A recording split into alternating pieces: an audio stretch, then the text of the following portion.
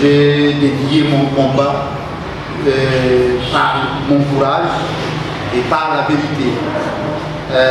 Ces débats, je crois que nous sommes en train de pouvoir chercher à mettre fin à cela et ça va se terminer.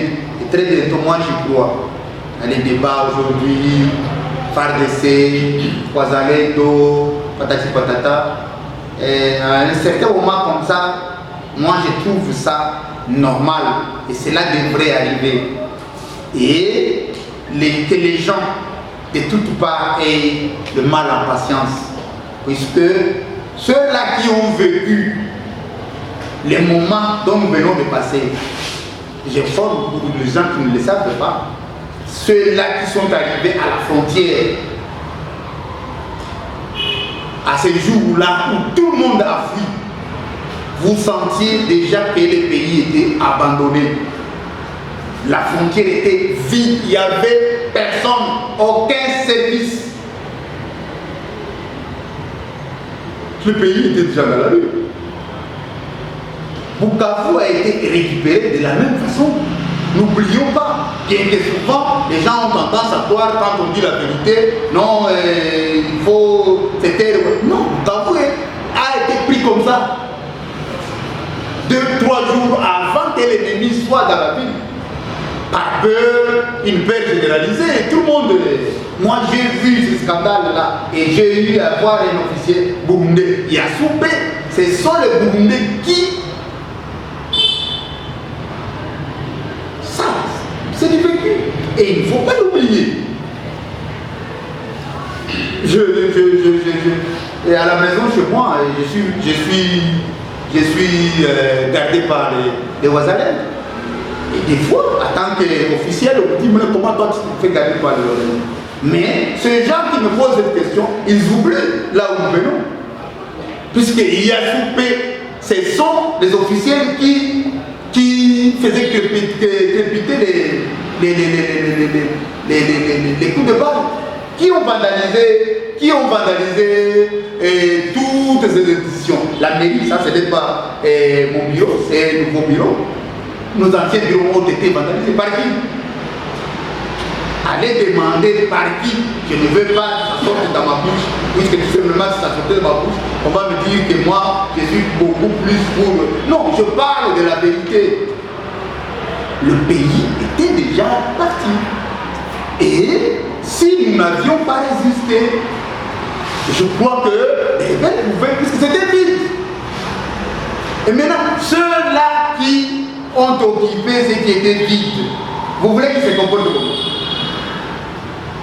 Vous voulez qu'ils se comportent comment?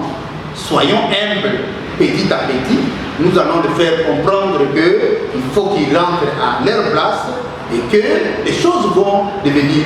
Et cette histoire de condamnation, ce n'est pas le moment de condamner ceux-là qui ont fui, ceux-là qui sont restés, ce n'est pas le moment de dire les Ouazalendo ou quoi que ce soit, non. C'est un moment normal qui est arrivé par rapport aux réalités que nous avons vécues. Travaillons maintenant pour remettre les choses à leur place avec beaucoup d'humilité, puisque ceux-là qui ont souffert qui se sont sacrifiés pendant ce temps, quand vous évoquez cela, ils trouvent comme si vous les injuriez. Un peu d'humilité, les autres les uns les autres, nous sommes des frères, le Congo nous appartient, Uvira nous appartient. Focalisons-nous beaucoup plus à ce qui est essentiel. Et ce qui est essentiel pour nous, c'est d'abord gagner cette guerre. Le reste, nous allons l'arranger entre nous quand nous aurons notre pays en main. Mais tant que nous ne l'avons pas et nous commençons à polémiquer, nous risquons de faire les lits à l'ennemi, comme l'ont fait nos amis qui ont commencé à crépiter des balles ici au moment où il n'y avait pas de guerre. C'était une façon de dire aux ennemis, venez occuper.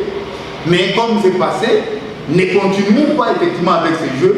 Et il y a, surtout vous les journalistes qui avez besoin de nouvelles, ça vous fait plaisir de balancer, oh regarde comment ils ont fait ceci, ça vous fait plaisir.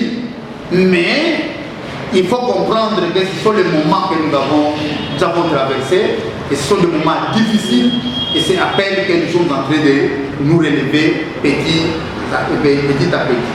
Tous oublions ce qui s'est passé, et tournons le regard vers l'avenir.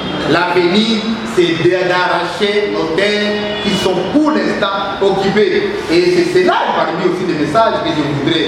Parce que quand vous voyez nos comportements, vous pouvez voir comme si on dirait nous vivons normalement. Ce que nous vivons, ce n'est pas normal. Il y a des gens qui vivaient en quittant ici pour aller à Bukavu. Tous ces taxis et ces taxis qui faisaient cette route-là sont devenus quoi? Des chauffeurs aujourd'hui. Vous comprenez? Et non seulement les taximens, mais toute la vie, nous avons des frères et quoi que ce soit. Et donc tout est anormal. Et nous ne devrions pas nous contenter avec cette petite liberté que nous avons aujourd'hui de reprendre la vie. Nous devons beaucoup plus nous focaliser puisque les Congos c'est à nous. Et quand on prend un petit village ou un grand village, c'est déjà, nous ne sommes plus normaux. Nous devrions nous battre, voir comment exactement récupérer. Et comme c'est l'appel de Kinshasa, je crois que Kinshasa doit savoir